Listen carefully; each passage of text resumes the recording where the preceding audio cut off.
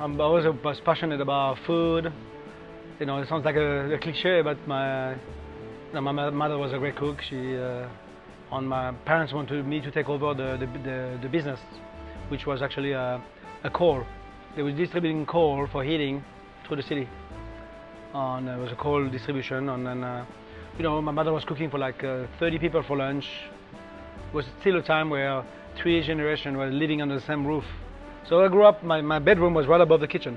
Okay. So it's like all the steam and the flavor came up to, I wake up in the morning and I knew exactly what I was cooking in the kitchen. So I developed a passion for food early, in the early life, but I never, you know, never explored it before until I was 16 years old. So for my 16th birthday, after 6 months, he took me to a 3-star Michelin restaurant because he saw I was like really, I don't know what to do with myself. So they took me for dinner. First time, you know, we never go to restaurants. It was always cooking, eating at home. So they took me, my parents, me, my sister, 3-star restaurant.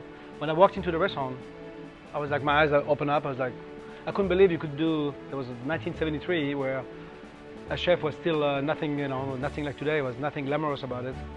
People who were no good for nothing, they went to cooking, you know. So I went there for dinner.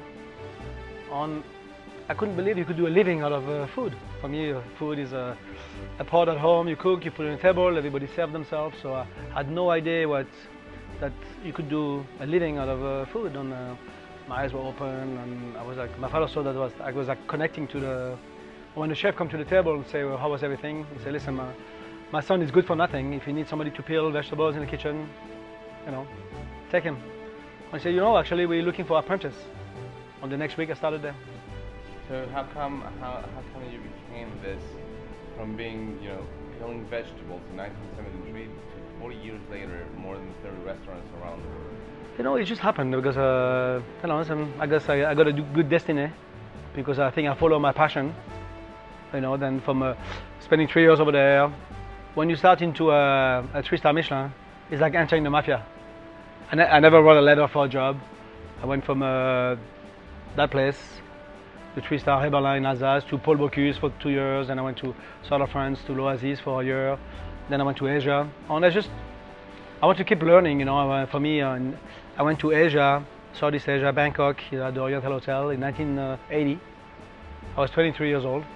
And they give me a chef job in the French restaurant, and I started learning about Thai food, and ingredients, and chilies, and ginger, and lemongrass.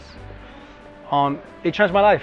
It changed my life. I really, I started, you know, I think as a chef you have to start traveling. And I went all over the place. I went to Singapore, Hong Kong, Japan, and then I arrived in New York in 1986 with $500 in my pocket. I was a chef in a hotel called Lafayette, restaurant in the Drake Hotel. And that's where I met my partner, Phil Suarez, and we opened our first restaurant together in 91. And we never stopped since. Food passion, food love, and you know, and then it became a business. I think if you worry too much about money or business, it doesn't happen. You know. So for me, it was all about focusing on cooking the best food for pleasing the people, and that was it. How you made the transition from this moment in history that chefs were, you know, just another job, Yep. and then becoming part of the world that right now chefs is the next best thing next to a rock star. I mean, yeah, kind of. I mean, this, like in the 70s, a couple of French chefs like Paul Bocuse really took the chef out of the kitchen. He started going to Japan. They started to, you know, become, you know, Nouvelle Cuisine in late 70s. I mean, Nouvelle Cuisine started probably in 72, 73. So I started cooking following a wave of new Nouvelle Cuisine, where I think the difference between the old cuisine and Nouvelle Cuisine, everything in the old days was served on a platter, you know, serving. And then I think, but those chefs going to Japan, going to Asia, things become they went from platter to plates. Everything was pretty on a plate, and Nouvelle Cuisine was really about plating food. So it became, from like just cooking from a pot on a platter, it became artistry on a plate. Okay. And I think it changed. And then, you know, being a cook in a basement in the 70s, and then today's food is part of life. You know, people realize that I mean, the press, I think, helped taking cooks out of the kitchen a little bit. I think the knowledge of, between television, radio, journalism. I mean, people, you guys help us to come out of where we are, instead of being behind. I mean, the picture of a chef back in the 70s was sweating behind the kitchen. Nobody know the back of the house. People just want to eat, and it became such an art, I think, an art form now. And today it's beyond, Chefs are television stars. They have shows. They're big entrepreneurs, and it's a whole new business today. How do you select? How is the process selecting the best ingredient that it actually is a big part of a dish? I mean, because that's where I grew up. When I grew up, we were buying vegetable from the market. So when I arrived in New York in '86, I felt like everything was imported. There was nobody growing anything in New York State. And today you find foie gras in New York State. You find the best vegetables, the best meat. So when I arrived in '86, I went to the market. There was not much going on. So I was looking. I went to the fish market as well. Some of the fish were on ice for 5 days. So I started going all the way from Montauk to Maine, looking for small boats, because there's fish and fish. You have fish from the big boats who are leaving Monday. They start fishing. By Friday, the boat is full of fish on ice. On the time they put the fish on the market the next Monday, it's already a week old. So we work only with small boats. The boat leaves in the morning at 6, come back at 12. The fish is in my kitchen at 5 at night. So no week on ice, whatever it is. So I really, I had to, at the time in '86, I had to go out to look for the farmer growing. I went with catalogs, with seeds. I say, I want you to grow me this. So we were a bunch of chefs in New York who really went to the farmer, asked them to grow things for us. And today you have it never stopped, And I always ask all my chefs who work with me, if they find a great ingredients. I mean, last time I came to Vegas, Chef Rob showed me a salmon, semi-wild salmon from Vancouver, from Schooner Bay salmon.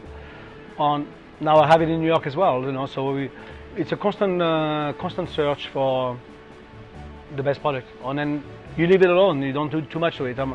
If I eat a scallop or salmon or a steak, I want the true flavor of that ingredient. I don't want to have my shrimp change into a noodle.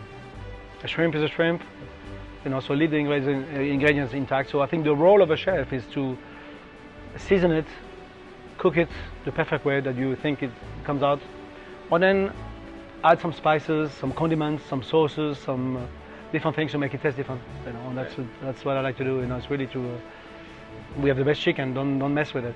And I want people to taste that flavor. But then if I put a special spice blend or a special seasoning, a special sauce with it, it transforms that chicken to something new. By using techniques as well on seasoning, I think you can make it very, very personal cooking. How do you achieve the same level of quality and flavors in all your restaurants? Being a chef, that it's not there every single moment of that. Because some people say it's not possible, and you have proved that it's possible. How do you achieve that, trusting your team? Yes, it's about selecting the right people, I mean, you're only as good as your team. And even if I only have one restaurant, and I cook there, I have 10 appetizers, 10 main course, I need to have a team around me. So I can't do everything myself. So I will have to delegate to other people.